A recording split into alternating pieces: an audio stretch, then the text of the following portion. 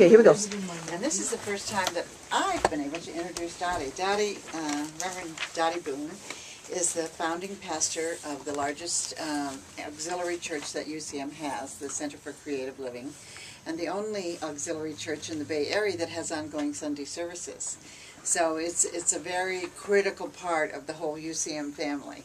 And Dottie has taught any number of things and is in regular connection with her spirit guide. And this time we had kind of wanted to have something related to the spirit side of spirituality, so that people would have a little more comfort once they listened to somebody talk about their connection with their spirit guides. And there was nobody who could do it for us like Dottie. So we so appreciate her coming in and stepping up to do this for us. Wonderful. Without further ado, or a second more of her time, I introduce Reverend Doti Boon. Yay!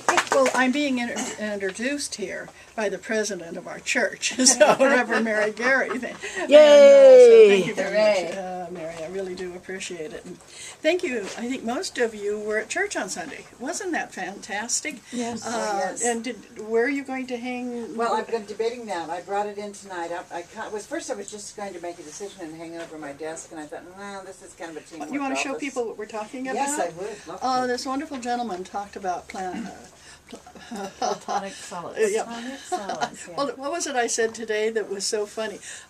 My sister thought I said Pluto solids, and so I haven't been able to get away from Pluto. And this is Plato, the platonic solids, and this was made by one of our Jim, one of our ministerial students, and he had a whole talk about this and the sacredness. I particularly asked for this one for UCM headquarters because it's light into dark. And I think if there's ever a metaphysical philosophy that I have been connected to for a very long time, it's the goal of our creating light that then can go into the darkness and create an exit or a space or a connection with other people. So when I found that this particular sacred geometry was tied to light into dark, I said, is there any chance you could make one for UCM? He said, no, but you could have this one. Yay! You silver-tongued devil. You. Hi, Lynn. Hi, Lynn. Hi there. We have more chairs right There's now. a chair over there. Okay. See, I started set this channeling. chair back so you and Chris can sit next to each other. I started channeling when I was 5 years old and didn't know that's what it was.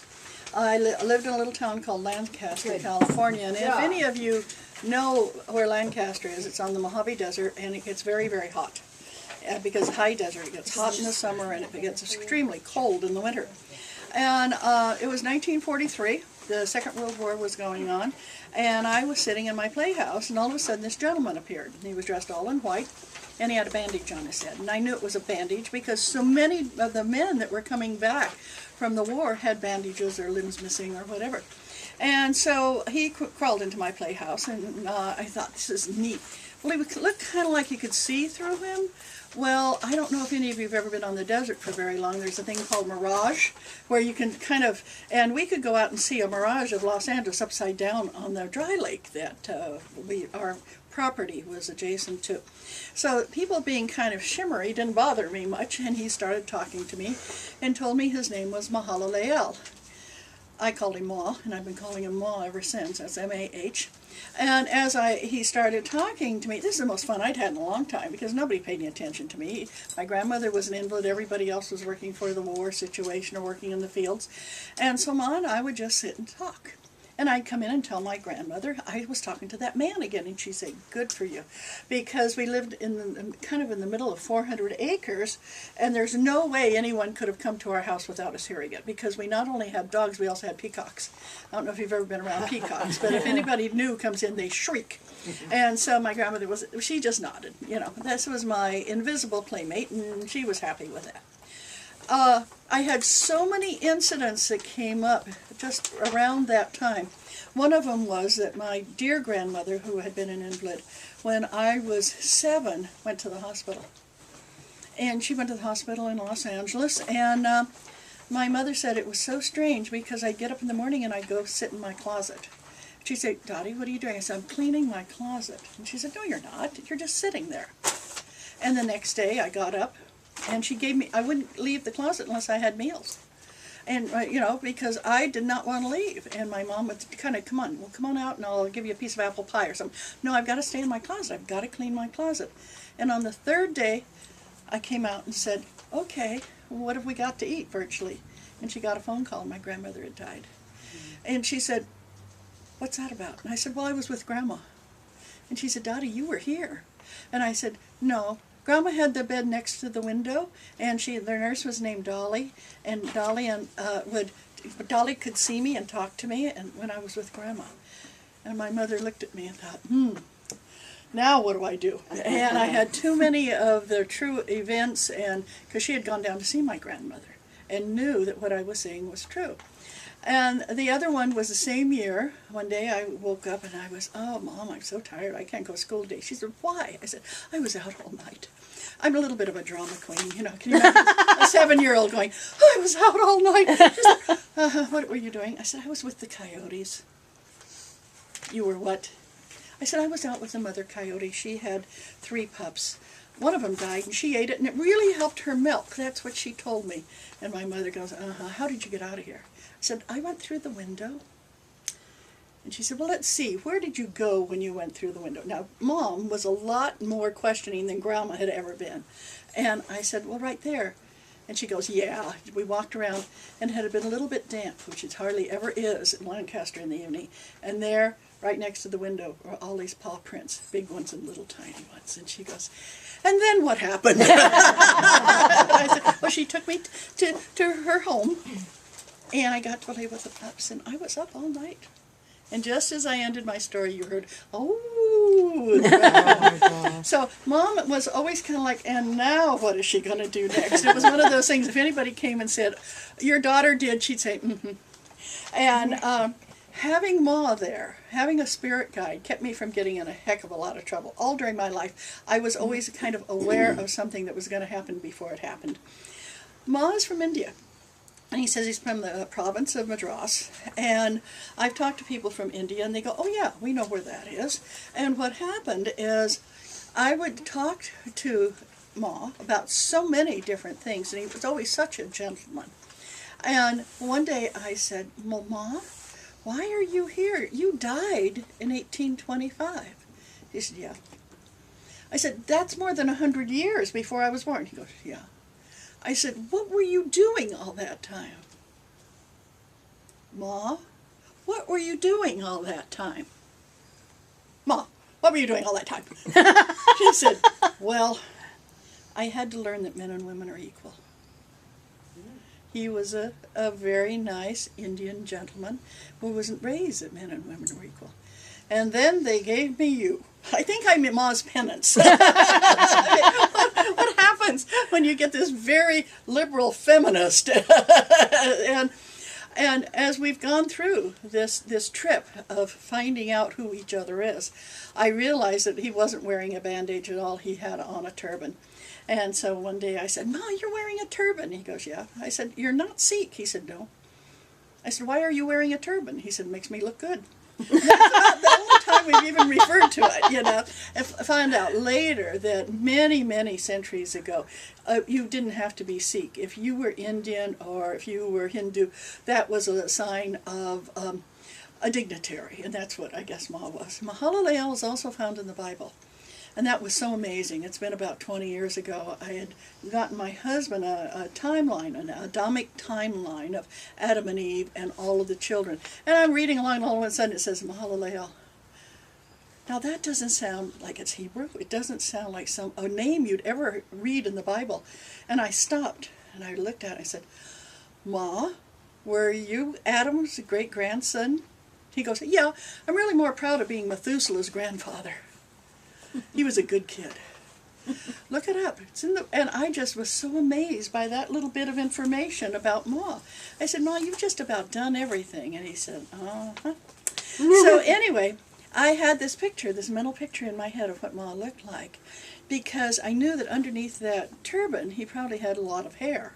And I was talking to my dear friend Gail about what Ma looked like. He had high cheekbones, and he had, I'm sure his hair was long, and he was Indian. And we were in the Golden Bough bookstore in Mount Shasta. And Gail said, Dottie, is that a picture of Ma? And she handed me a magnet. I said, yeah, where'd you get that? And I turned it around and it said Babaji. And I said, Ma, this isn't you, this is Babaji. And he said, yes, and we are the same. I went, what does that mean? He said, to you, not much. So there you have it. When somebody says, he's related to Babaji, I said, I can only tell you what he says for him. So whether there is a lineage or what, I really haven't looked too much into it, but I was kind of interested in that. So I got the magnet and brought it home. So I call him Spirit Guide. Sometime I call him my guardian angel, and sometime I call him Ma, depending on what we're doing and how I'm referring to him.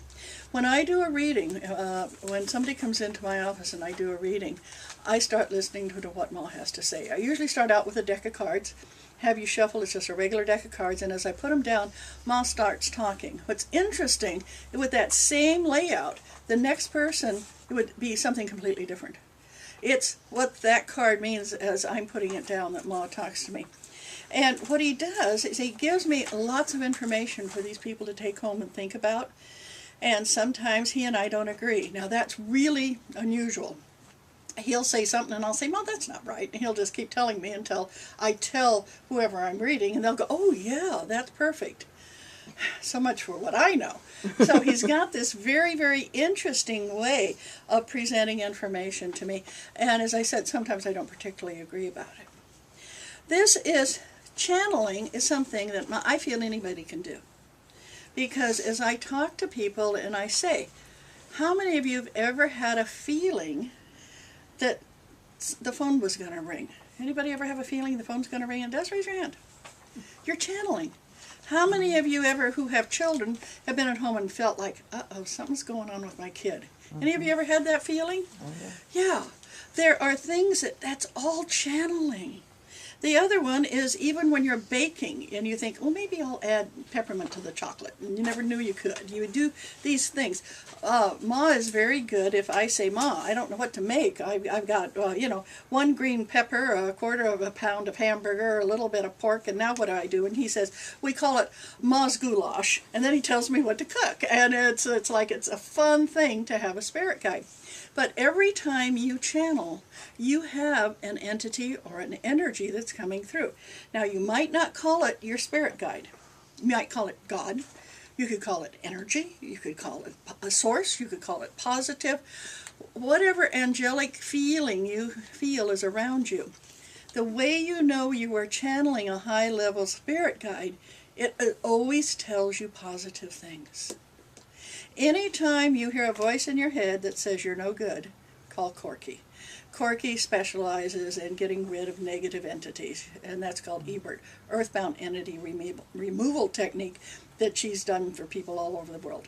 Because a spirit guide is going to be talking to you about positive things. They might kind of kick you in the rear with a positive thing, like, what do you mean you can't apply for a new job? Or what do you mean you can't go out and meet somebody new? Your guide will be talking to you, but they're positive things. They're not telling you you never will be able to because you're no good, or you should go to hell, or something like that some of these negative spirits do. So know that you're going to be having a guardian angel or talking to you, okay?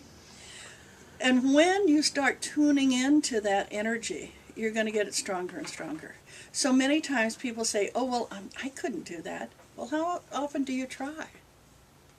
And for me, it's meditation.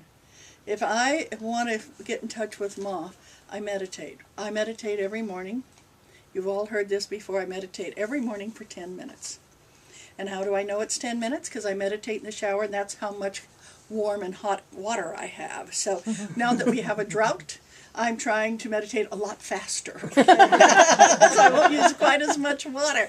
But that, to me, and if people have been around me when we travel, because I take tours around the world, spiritual tours, and we'll be somewhere where I don't get a shower, oh, lo and behold, everybody says, just stay away from her. She hasn't had her shower yet this morning. And they look at me like, is that like a cup of coffee? No, it's completely the other side. That's where I meditate, is in the morning for 10, sometimes 15 minutes. Calms me down, gets me ready, kind of get my marching instructions from Ma about what is going on. So today we're going to be doing a thing where you are going to be able to ask me questions. But before we do, I want to do something with you. So everybody should have a handout. Do y'all have a pen? Okay, so we're going to do a little bit of what they call ESP. And I need a pen, please. Mary, would you bring a pen for Dottie, please? Here you go. Oh, here. Thank you, Luann. Thank you. Oh, and we have a new member. Sharon found out about us on the internet. And Yay! this is the first time she's been here. Yay! Luann had last week she said she didn't have something to do, and so we grabbed her and took her to April's for a goddess celebration. So we're just kind of reaching out and grabbing people these days. So good. So I want you all to just take a moment and close your eyes. Take a nice deep breath and breathe in through your nose and out through your mouth. Let's do it again. Breathe in through your nose and out through your mouth. And one more time. Breathe in through your nose and hold it. Hold it and hold it. And exhale. And keep your eyes closed. And I want you to visualize a white screen. Just visualize a big white screen in your third eye. Can you see it? Can you see a big white screen right there in your third eye? Mm-hmm. And just put that screen right there. And I'm going to ask you a question, and then I want you to close your eyes and see the answer on the screen and write it down. Okay, can you do that? Okay, the first thing is I want you to see a vegetable. And write down what that vegetable is. And I'm sending to you, and Ma's helping, a vegetable. And if you don't see anything on your white screen yet, just wait a while. See if that doesn't show up.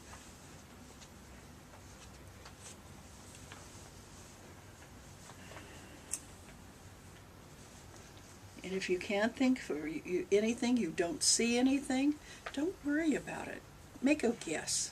Just say, okay, I'm just going to guess what Dottie's sending me.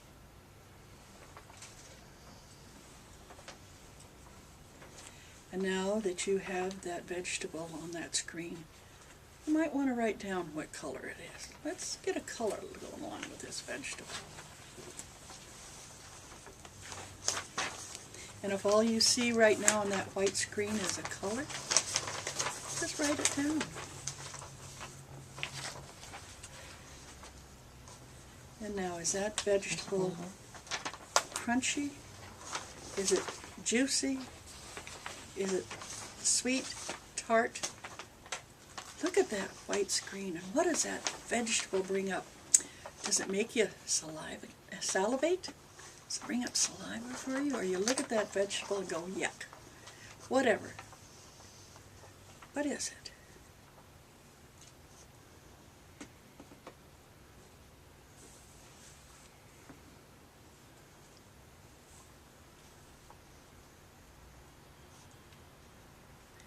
And now I want you to think of a place. And this place is a place that you can see on that white screen. Just close your eyes and visualize a place. And as you visualize the place, see what it looks like close up, and then step back and see, does it have trees, mountains, water, ocean? What does this place look like? And what are the main colors you see on your screen? What are the main colors associated with this place? And you might not even have a place, but all of a sudden you see colors. Are you seeing the water or the sky?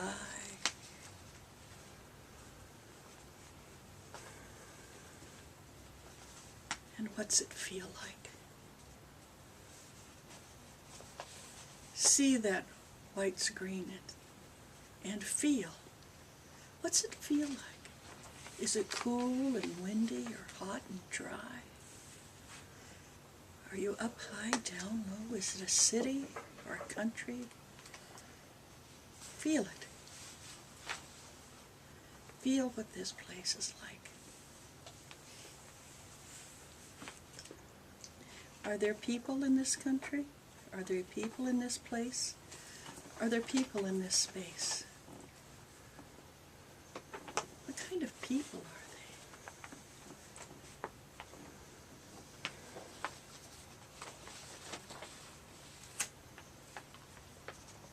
they? Remember, I'm sending you colors. I'm sending you people. I'm sending for you to see on that white screen in your third eye.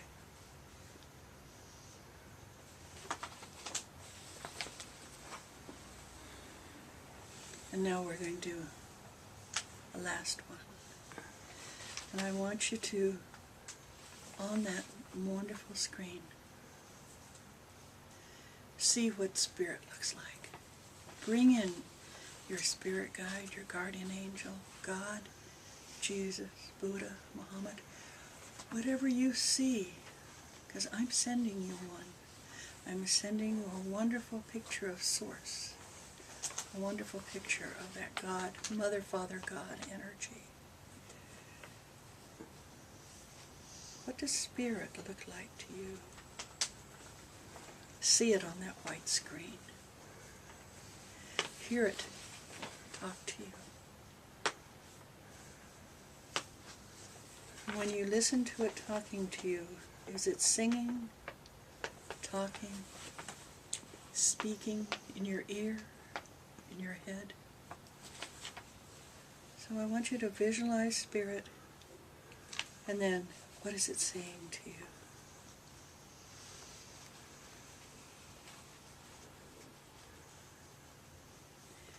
When you look all around spirit, that beautiful energy, what color is it? What color is the energy that spirit puts off? Look on that white screen in your third eye, or just feel it, sense it. Sometimes people don't see things, they feel them. How does this energy feel all around you?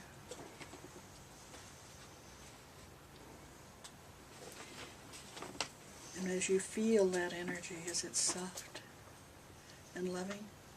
Is it kind of hard but holding on and comforting? Does this energy feel like something that you could just wrap up in? What's the energy feel like?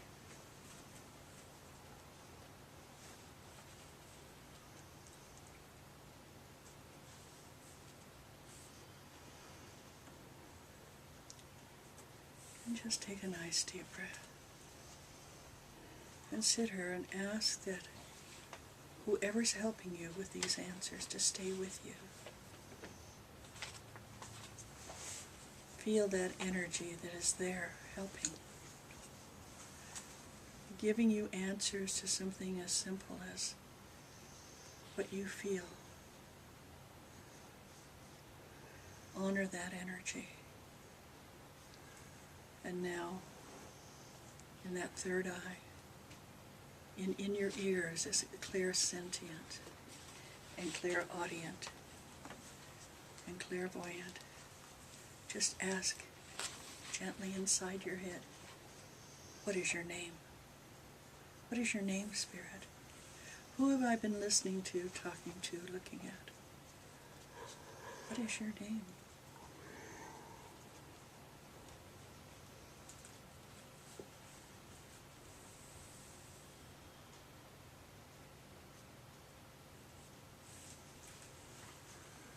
Feel the energy. And write it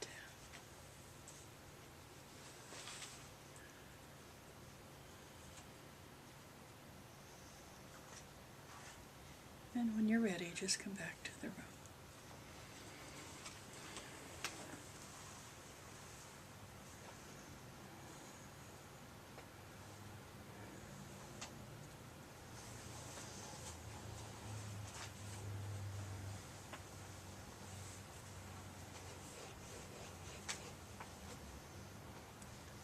Okay, let's see how you did. When I was talking about a vegetable, I was sending you a carrot. Okay, okay. I got that. You got that. I got Well, I Isn't got that something amazing? long, and I got something orange or yellow. So that was close. Perfect, I didn't perfect. say carrot to my, I didn't know if it was a squash or carrot. And oh, it was crunchy. Yes, it was. When you Yes, said it was. crunchy, I thought carrots, and I didn't think carrots. Okay. Now, how many of you had very difficult time doing this? Good for you. That means you're just starting. Isn't that fun? Oh, I mean, boy. just imagine the first time you put on a pair of roller skates. Did you sail off? Yeah. Yeah. Right on my butt. The first time you started walking, the first time you start anything, riding a bike, you don't just do it. You know, you figure I had a guide talking to me for years. And right now, you're just putting your toe in that spiritual water. Say, I want to do this. And you're going to start. And it's so easy once you take those steps. Start reading more about channeling, but start doing it. And the more you do it, it's like you are going to be exercising your spirituality, just like you're learning to play a piano. Each day you play a little bit more. And pretty soon, what happens? Your fingers start playing, don't they? You have what's called muscle memory. Well, you have spiritual muscle memory. And every one of you has it. When you were 2 years old, you really had it. And what happened? You stopped using it. You stopped thinking about it. Almost every person I talk to, about 2 to 3, they usually can remember something in their room. Something that came to visit them. Could have been somebody deceased. It could have been somebody just wandering through, a spirit wandering through. Could have been an angelic being. But at that age, we're not saying, oh, that can't be happening. I had one today that was very interesting. I went into the restroom and went, I'm not in here alone.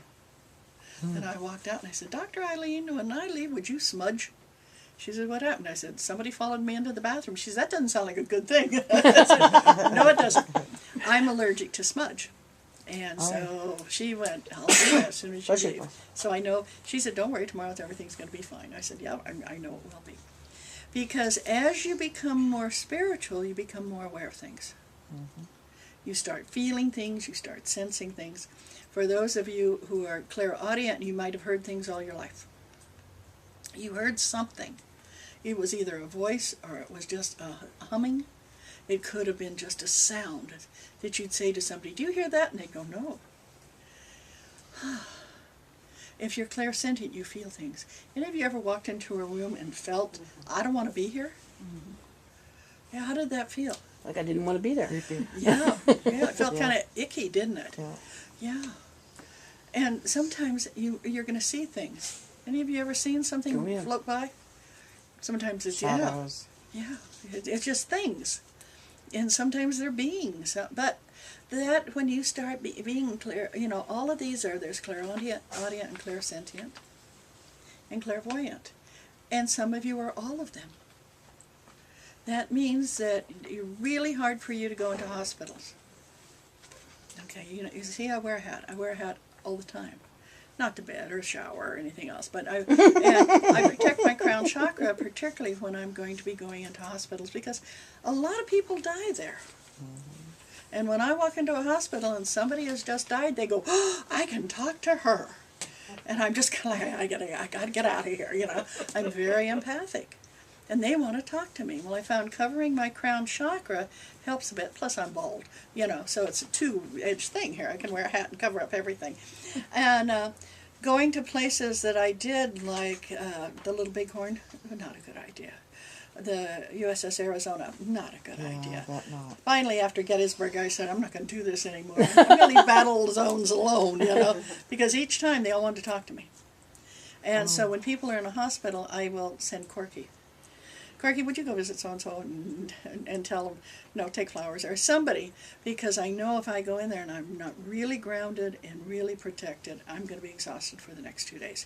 So as you open up to spirituality, there's a lot of positive things, gifts you're going to get. And then there's also things you need to learn to protect yourself. And that's the same with channeling. Don't start channeling. Before we channeled anything in here, I just put all sorts of white light around us. And some of you who can feel it could probably feel, oh, this room feels good. Dottie must have done something. I put a lot of white light around here to make us protected. Okay, the next is the place. Where did you go? I went to Sedona. Anybody else go to Sedona? You missed out on a great trip, okay? So, Corky, where'd you go? I went to the mountains. Okay. Anybody else go to the mountains? Yeah? Where else I did always you go go? to the mountains. Always go to the mountains. Where'd you go, Mary? I went to a backyard we had years ago where I first learned to meditate. I'd go sit in that little Oh, nice. Oh, yeah. garden place. How perfect is that? Okay, where else did people go?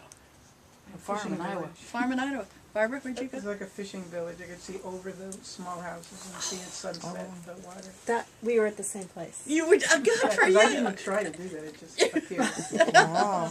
That is amazing, isn't it? When it just shows up, could you feel it? Yeah. Yeah. Sometimes you can feel. I was going to say you can feel the birds. You know what I mean. You can feel the mist. You can see the birds. You can do all of that. Cheryl, where'd you go? I went to a busy city. Yay! What was happening? It was like New York City with tall buildings and people everywhere and cars going all over the place, and it was just chaos. Busy, busy, busy. How'd you feel after it? Didn't like it. Yeah. Did you like it, Christine, when you went to a busy Well, city? I just saw houses. Okay. Anybody else go somewhere interesting? Luann, where'd you go? I always go to the same mountains. You always go and to the meadow. same mountains. I always do. With, Deb, where'd you go? The garden. The same garden? Probably similar, but it had a little pond and flowers And, okay, Tom, where did you go? I was over San Francisco Bay looking towards the city. Oh, Wow. how wonderful. How wonderful.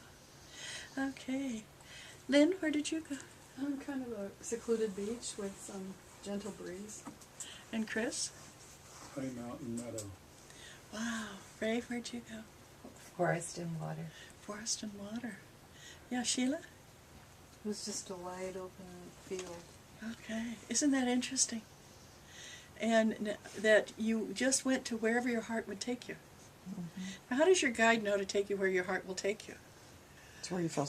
That's where you for feel me, safe. I always feel safe, though. You always feel safe. Isn't that great to go where you always feel safe? Okay, what did Spirit look like? When I asked you to see Spirit, what did Spirit look like? The God Spirit? The burst Or, of energy. Yeah, did it look, what does in God white, look like? It's all white. All white. I just And see that's white what I energy. said. Spirit to me was white in this, this time. Oh my God, Okay. that white energy Yeah, is on. yeah. So I just had that energy. That energy. White is all color, spun around, and so for me, white is always all of God energy. So, and what did Spirit say to you? His name Okay, what is the took a Spirit? while to come, but I finally heard Michael. Yay! What a great spirit to have. Have you been looking for some kind of protection lately? From the Well, archangel. actually, I've opened up recently, Good. so good. that's probably why protection came. Yeah, because for those of you who aren't familiar with the Archangel Michael, Michael's the only archangel to carry a sword. That's protection. And I'm going through beginnings and endings, and he's the one that cuts illusion. Right, Right. right. So Oh, great. that makes perfect sense. That is wonderful. Okay, what else? Who else came up with something? Ray, what did you come up with? Out of the blue came Jonas. Wow. What does that mean? That's probably the name of your guide. Let's work with it. Okay. And what did Jonas say to you? His name. Anything else? Yeah. Okay. Okay, Mary, what did you? I ran into an old friend. It was the Great Mother. That's who I used to work with before I put on a different hat and did a different kind of work here. But it was very powerful. It told me that it was very soft and gentle like she is, and said, you know, I have to have time. I have to create time where we can connect because. Wow. Does she have Otherwise- to make time, or do you have to make time? Yeah. Okay. Time is altogether different than mine. But it was very powerful. Thank you. Maybe when you wake up in the middle of the night. Yeah. Oh, yeah. Could be, Put yeah. down that And that 4 tablet. o'clock wake up is the Great Mother kicking you out of bed. Right. We need a time to talk. This will be it. Sharon, did you get a? I just heard the word Maggie. Wow. I don't know. I didn't get the other ones right, so Don't I worry don't about know. it. It's not a test. Remember, that's you're making those little steps. Don't Okay. worry about it. This is not a right or wrong. Yeah. Okay, Chris, what did you get? Did you get a feeling of spirit? Yeah, I was reconnecting with someone I've known for a long time. Good. Did you get any message? I did the night before last. Wonderful. I Yeah. this one's a technical type person I was channeling. Hardware stuff, not all spiritual. Okay. So I guess I'm still somewhat earthbound. That's fine. That's fine. Okay, Lynn. I saw kind of a blowing cloud face, and we drove some weeks ago across the country and later developed the pictures. At one point we're in Wyoming kind of asking for guidance and the altitudes and the roads, and on the film, if you really look at it, is a real cloud face that looks like Joe. And so I'm quite intrigued by that, because when he died, he was such a real good soul underneath that when he died and I came home, I didn't want to go in the house. I felt that he had kind of become a big cloud face. And so I saw it on the trip, and that was a connection for spirit with me. And then in asking the name, I got Arcturus, which is a name I have felt since he died, that he kind of joined an energy called Arcturus. Wonderful. Wonderful. So that's what I saw. Lynn Rogers is a person who made our wonderful altar. She's also a psychic and does a lot of channeling. But I was so impressed by her artwork. She does great artwork and has published, 8 books now?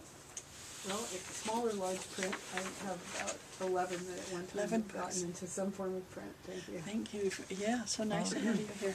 Okay, And and the St. Tom. Clair. Yeah. Yeah, that's St. Clair up here. Because Tom, it's what in did you Tuesday. see when I said spirit? I didn't get anything. Did you feel anything? Yeah, I just felt very warm, very Yeah. positive energy. Good, comfortable. Yeah, Deb? I didn't get a name, but the message I got was "You are loved." Yes, yes. Barbara? I didn't get a face or anything like that, but it's like a golden white Wow. presence. Nice. Mm-hmm. So Did you that- get a message at all? Well, no, I don't get words. Okay, that's I don't fine. get words, but I get a sense. I get a feeling. I get the feeling. That's the way it is always for me. Yeah, and so it wasn't a negative. That's what I'm trying to No, get no, at. yeah, It felt like a exactly. very No, it's positive very- feeling. It's always there. I know that sense, and then because that was going to ask you. Well, I won't. I'll ask you later once we go around. Okay. Sheila, how did you? Yeah, I didn't get, it's nonverbal, and it's, I don't really know how to say in words. It's like a nonverbal ancient echo. That's the best I can. Oh, I love that, an ancient echo. That's interesting. Wow, that's fantastic. Yeah, something that you know, you can't quite put your hand on it, but you can hear it and know that it's there.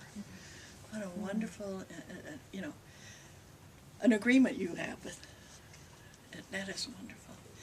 Christine? Well, I kind of saw this puff of white, but all I got was a name of Ted. Oh, good. Good. Not the talking bear, right? That's what came to my head. I'm going, oh, I don't want to. We're in a bad flashback. You might be sitting too close. But what was the feeling you got with Ted? Was it threatening or it felt comfortable? No,